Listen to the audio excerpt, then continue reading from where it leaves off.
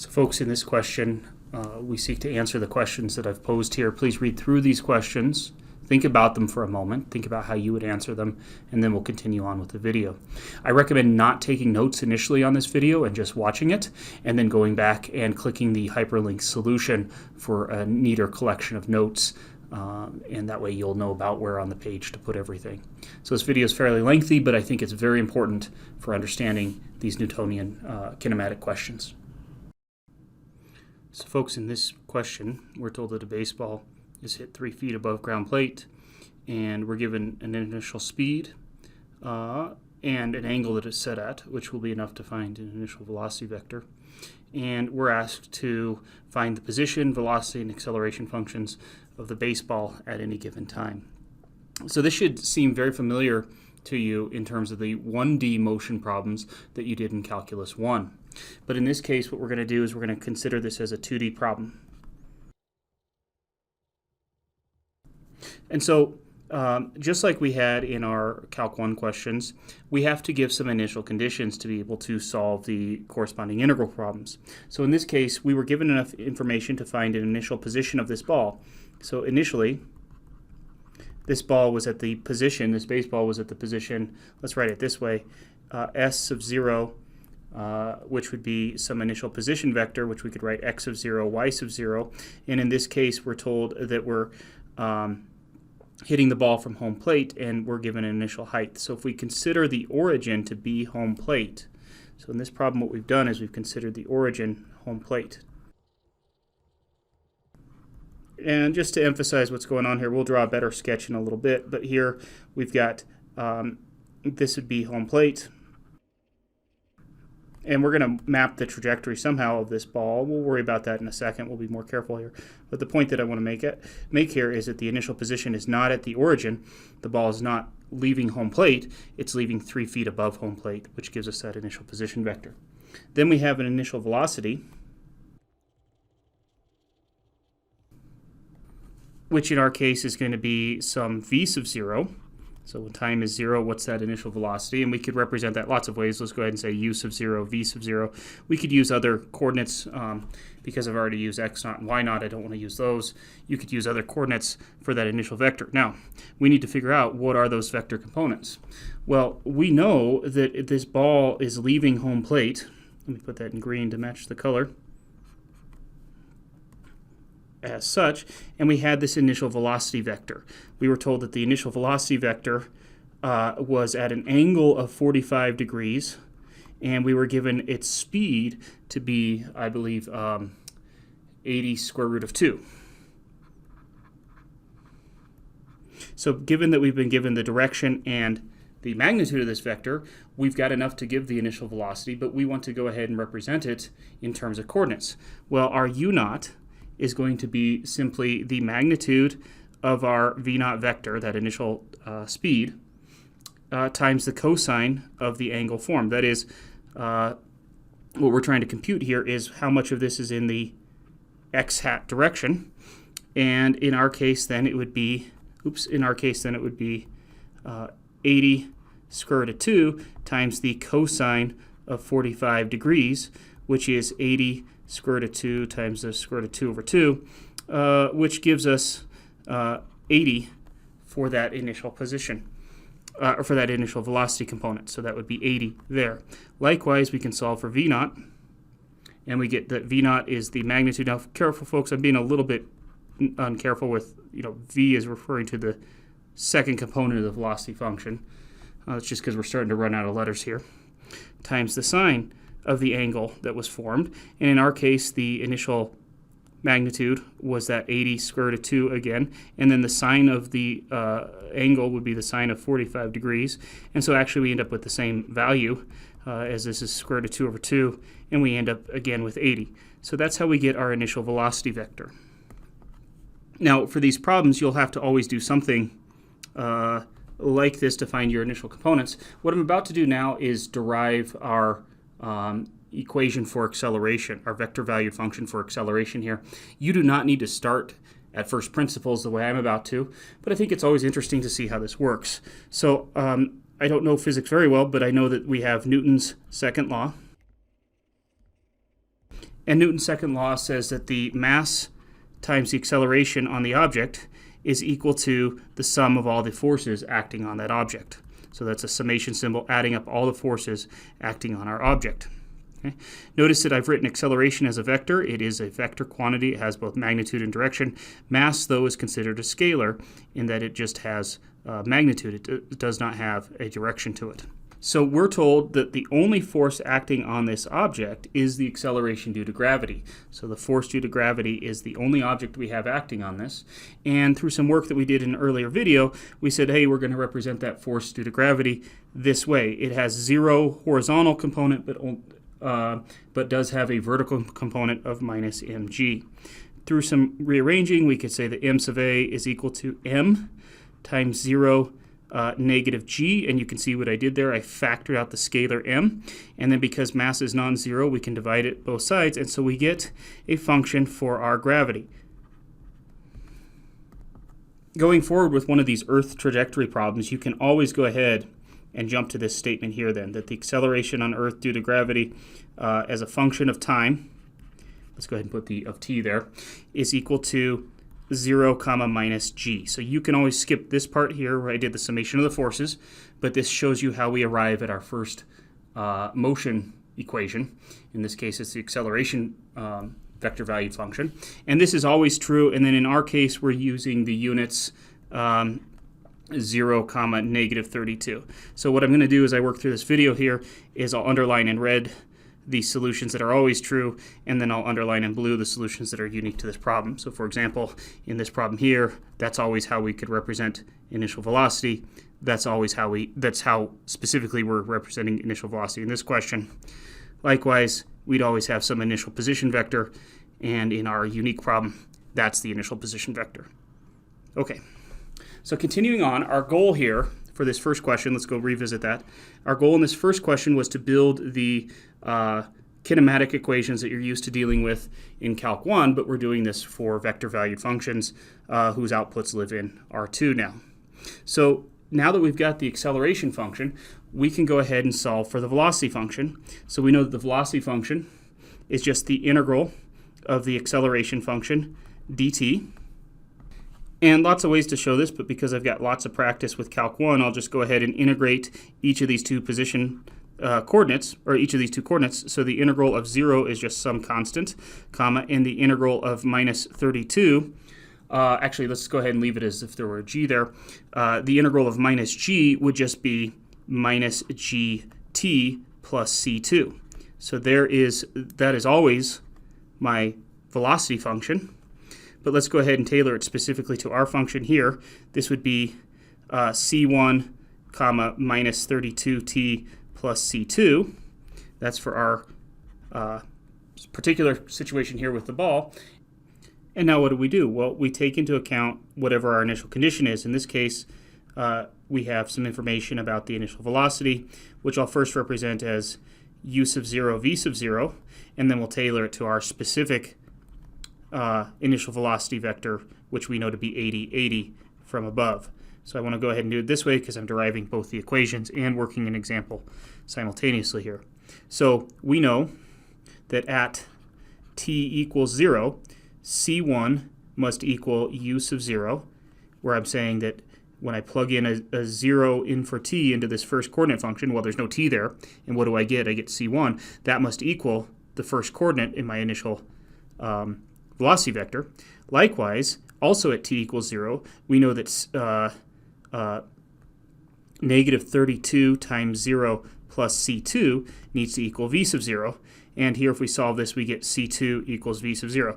Now, folks, please don't get in the habit of just saying my initial condition will just be what the constants are. That's unique to us working with a polynomial, because when I plug in a 0 in for t into a polynomial, I am always just left with the constant term. But if this had been some other function with, say, sines or cosines, or maybe other components to them, then there's nothing to say that my c1 will always be u sub 0 and my c2 will always be v sub 0. There'll be some solving that we'll have to do, so just be careful with that. Okay, now specific to our equation, we know that u sub 0 is 80 and v sub 0 is 80. So let's go ahead and actually first give it generally. The velocity function now, more generally, would be u sub 0, comma, minus gt plus v sub 0. And that is always true for these kinematic problems that have the same setup that we have. And specific to our problem, where we're using minus 32 as the acceleration due to gravity, and where we have this initial velocity vector, for our problem here, we have v sub t is equal to 80, comma, minus 32t plus 80. And here you can see we have the two component functions for our horizontal displacement and our vertical displacement. For those of you who are remembering how these problems worked out in one variable calculus, you'll notice that my horizontal component will usually look like the kinematic equations that we were deriving in one variable calculus, but what we have here is actually a vector valued function where we have two component functions. Okay, so this is where we get our velocity function, and this is specific to the problem that we're looking at with this baseball with an initial velocity function of 80. Okay, now we want to go ahead and find our position function. So hopefully we recall from Calc 1 that our s of t, our position function, and now it's just a vector valued function. By the way, those should have vectors on them. It's a vector valued function, and that's equal to the integral of our velocity function. And we just solved for our velocity function generally up here, and so we can go ahead and integrate. If I integrate each of these components, then I would have u0t plus x sub 0. Oops, let's go ahead and say c1, comma, because we usually use a constant here. So I integrated u naught. That gave me u naught t plus some arbitrary constant. And then let's go ahead and integrate the second component function, which gives us minus 1/2 gt squared plus v naught t plus some other arbitrary constant. And so this is our position function given more abstractly. And if I want to tailor it to our initial conditions here, well, we have that s sub 0 is equal to x sub 0, y sub 0. And so if I were to sub everything in, what we'd end up with is s of t is equal to u sub 0t plus x of 0, comma, and then if I were to plug in a 0 in for this function here and then set the output to y naught, I would then be able to solve for c2, and I'd find minus 1/2 gt squared plus v naught t plus y naught. And there I have sort of the ideal equations for the position function, where I can, as long as I know those initial conditions, the initial velocity components u naught, v naught, and the initial position functions x naught, y naught, then I can go ahead and give our position function. Specific to our problem, we know that s of 0 is equal to 0, 3. So in this case, our position function would be s of t is equal to, and plugging in using this equation from before, we would have 80t plus 0, you don't have to write that, plus 0, comma, minus 16t squared, because that's I'm using 32 for g, and so we get minus 16t squared plus 80t. That's when I integrate 80, I get 80t, and then my constant gives me 3 for that initial y naught displacement. There we have the equations of motion describing the path of this baseball in 2D space.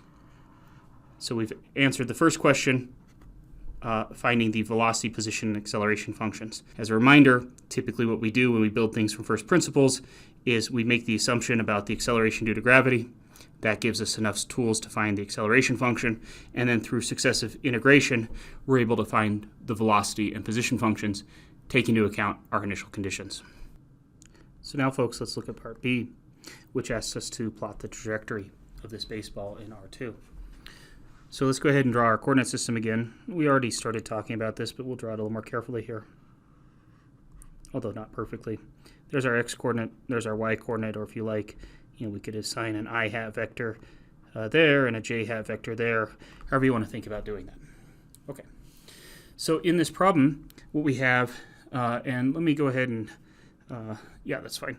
So in this problem here, we have that the equation of the position, the vector valued function for the position, we said was s of t is equal to u naught t plus x naught, comma, minus 1/2 gt squared plus v naught t plus y naught.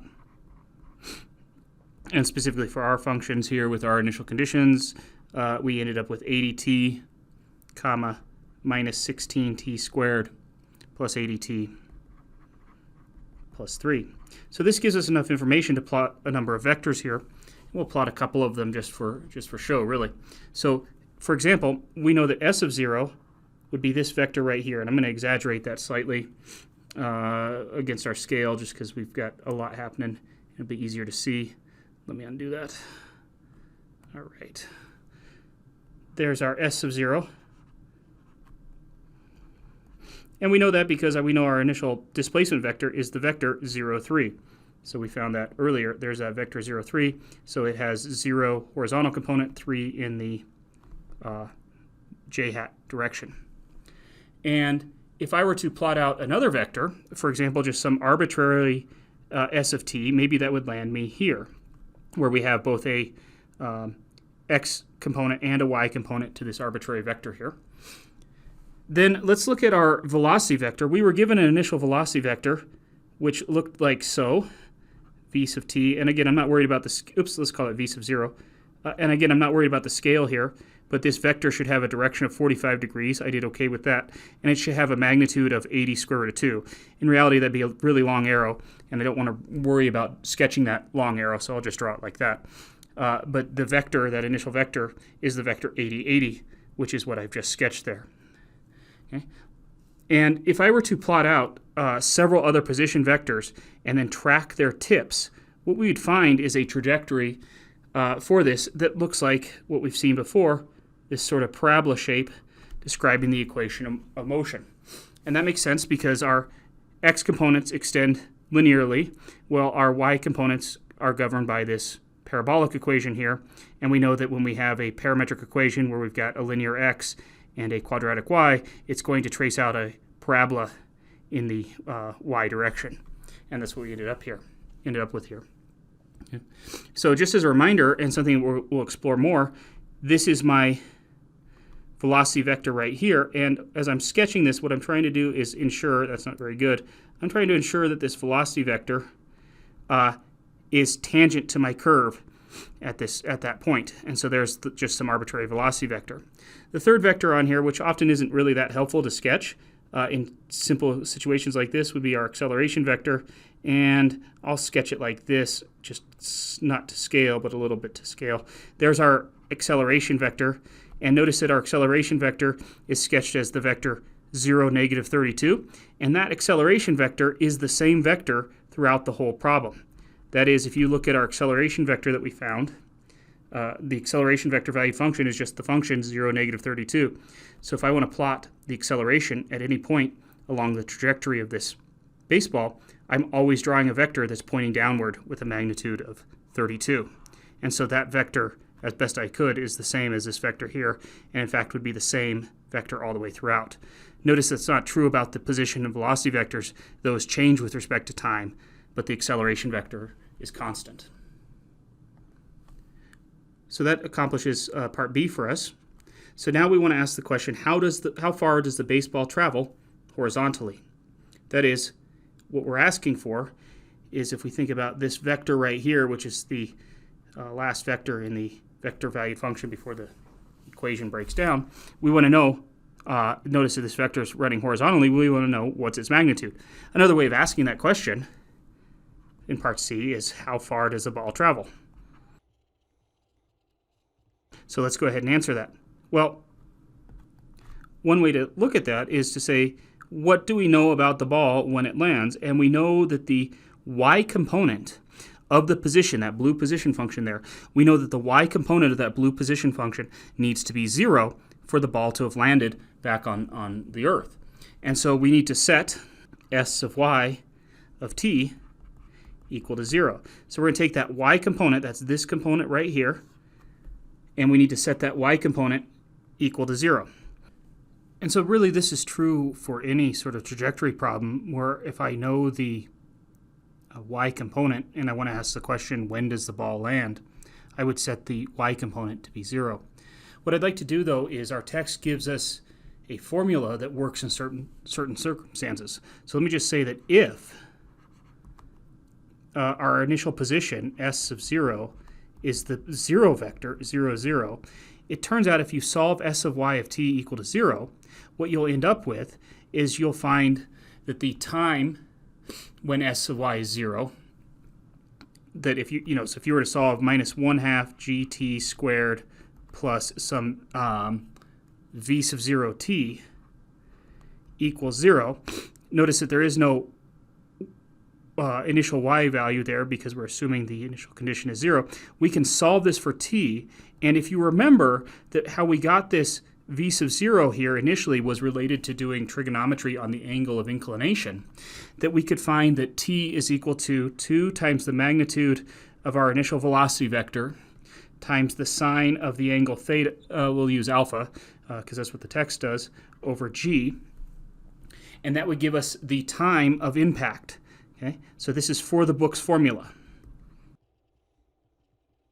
So I think it's handy to now talk about that formula. It was in a previous video, but I want to point out that it does not apply to our problem because we didn't have an initial position vector of 0, 0. We do have initial angle of inclination. It was 45 degrees, as you recall from this problem, but we weren't at 0, 0, so this range-finding formula wouldn't help us in this case, but it's a good time to talk about where that formula in the book comes from, and it has to do with solving this equation right here for t and then taking the appropriate root. Notice this has 2 solutions, but we want the appropriate root, and so that would be a way of finding that. And then what we could do is if we wanted to find the total distance traveled, again, and I should box all of this, this is all going to be in one statement here, assuming that the initial position vector was 0, 0, then we could find that the total distance traveled would be the magnitude of the initial velocity vector squared times the sine of 2 alpha, where alpha is the angle of inclination, divided by g. So all of this only applies, this is going to erase on me, all of this only applies if my initial position vector is a 0, 0, but you will have some MyMathLab homework questions that ask you to find the range, and it will be a huge time saver to use that formula. Okay? But for our problem, we're back to setting this s of y equal to 0, and if you look at our particular problem, we had this as our equation of motion, 80t plus 3, and we're setting that y component equal to 0. Now it's precisely because this is not 0, 0, because of this 3 here, that we can't use these range-finding functions. So what I did then is I went ahead and plugged these into a calculator. They don't have nice roots, and I found that t is approximately, and we got 2 different solutions, negative 0.04 seconds or 5.04 seconds, and only one of these roots makes sense. If you go look at our original trajectory here, notice that if we were to look backwards in time, that would be that time when the ball has a height of 0. We don't want that. We want this forward one, and that's measured in seconds. So that's the time that the ball strikes the ground. But the question that we were asked wasn't when does the ball strike the ground, it was how far does the ball travel horizontally. Well, how do we figure out the horizontal displacement of this ball? We go back to using the horizontal component of our position function. So then, to find how far did the ball travel, we're going to take s of x of 5.04. So folks, I'm using s for position and then x for the x component of the position function. So I'm going to take that 80t, there's this x component right here, and everywhere I see a t, I'm going to plug in the time at which I know the ball to strike the ground. And if I do that, I get roughly 403 feet. Folks, I believe that I probably, in my notes, I probably rounded this number already, but I put the unrounded number in for time here, and that's how I get exactly 400, or close to 403 feet. So that answers the question of how far did the ball travel. Okay, so we have only a couple questions left. The next question is, what is the maximum height of the ball? And so let's look at that one. So, and you probably had to move on to the second page of notes at this point. So if we want to answer that question, what we're going to do is, just as we did before, we have to make some sort of observation about this trajectory. Now, what's kind of fun about this is we get to see something that we only speculated about in Calc 1, if I were to go ahead and draw my position vector at the maximum height, if I were to put the tangent vector, which is my velocity vector, on there, there's something we can see about the velocity vector here. The velocity vector is completely horizontal, which means that the y component of the velocity vector needs to be 0. And that is the key observation we need to make for max height. We have max height,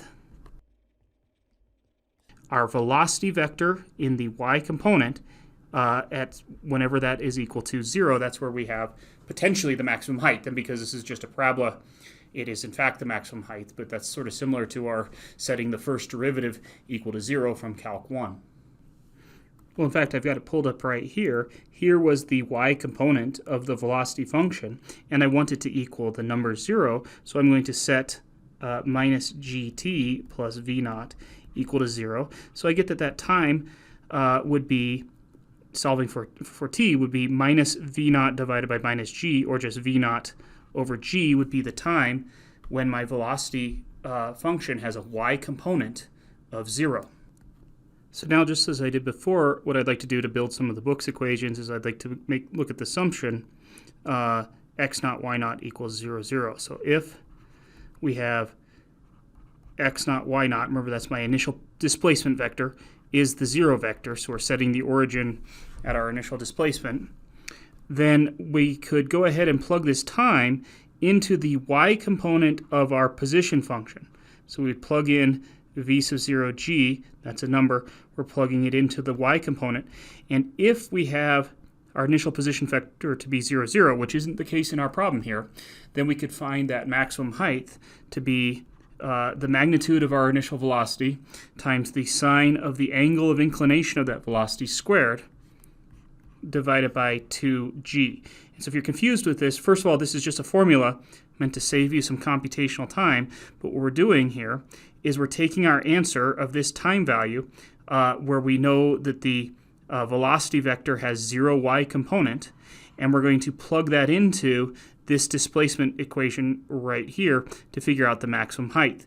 Now, this equation only saves you a whole bunch of time if this number right here is 0, which is not the case for our problem here. So this is where the book gets its formula for the maximum height, and the thing that I want to emphasize again is that it does assume the initial displacement vector is 0, 0. In our case, though, we can go ahead and compute the time. So we had the function for our y component of velocity, negative 32t plus 80. That was this y component of our velocity function. And if I set that equal to 0, we can find the time at which this has 0 y displacement. And that would happen when negative 32t is equal to negative 80, or that would happen when t is equal to 5/2 seconds. So that's the time. That would be the time value. So we know that, for example, with our diagram here, this would be s of 5/2. That would give us a position vector whose tangent vector has only horizontal components. There's no vertical components to its tangent vector. The velocity vector has no vertical component. Then what we'll do is we'll go ahead and plug that time into our height finding equation. So here's our displacement function right here, and we're going to plug that time into here to figure out the maximum height of the ball. Again, if our initial displacement was 0, 0, we could have saved a whole bunch of time by just computing this number right here, which we have from all of the initial information we were given. But that's not the case for this particular problem. So if I go to find s of y of 5/2, that is, if I go to find my displacement in the y direction at time equals 5/2, that would be equal to negative 16 times 5/2 squared plus 80 times 5/2 plus 3, and that comes out to be approximately 103 feet. So the maximum height of this baseball is 103 feet. So folks, the final question here is, does the ball clear a 20-foot fence that is 380 feet from home plate? Folks, you have all the tools to answer this question, so I strongly recommend that you stop the video and try your best to figure this out. You've got everything you need to answer the question for this particular problem. Will the baseball clear this 20-foot high fence that is 380 feet from home plate? So pause the video and give it a shot. So let's take a look here. In working through this problem, we have built several different equations that describe the motion of this ball. And so for this last part, we're going to ask the question, when does the ball pass the wall? Now here I guess I'm kind of, we don't actually know whether it's going to pass over the wall or hit the wall or what, but let's answer the question, when does the ball arrive at the wall? Let's say it like that. In fact, that's better. Well, that's a question of, if you look at the our original diagram's getting a little messy there. Here we've got our trajectory, right?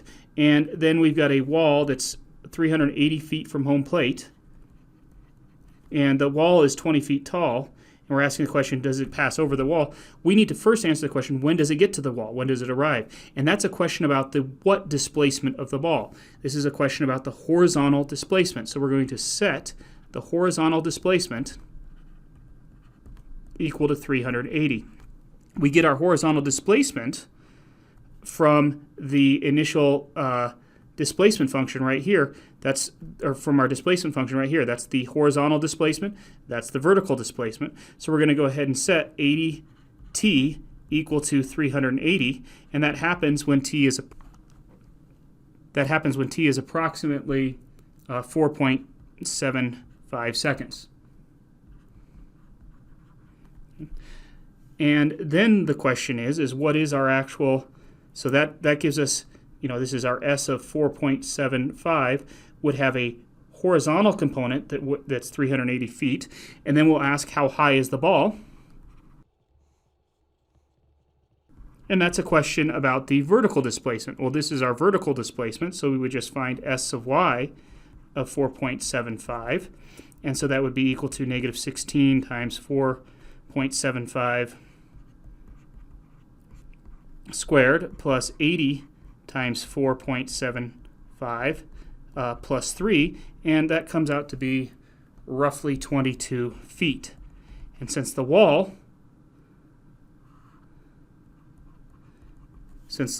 only had a height of 20 feet,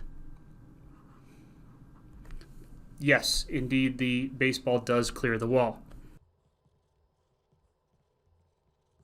Folks, this is a very long video, but I hope it parses out a number of the questions you could potentially be asked about these equations of motion. At this point, I highly recommend just going through and copying the notes that I've hyperlinked to this. They'll be a little bit neater for aligning on your page.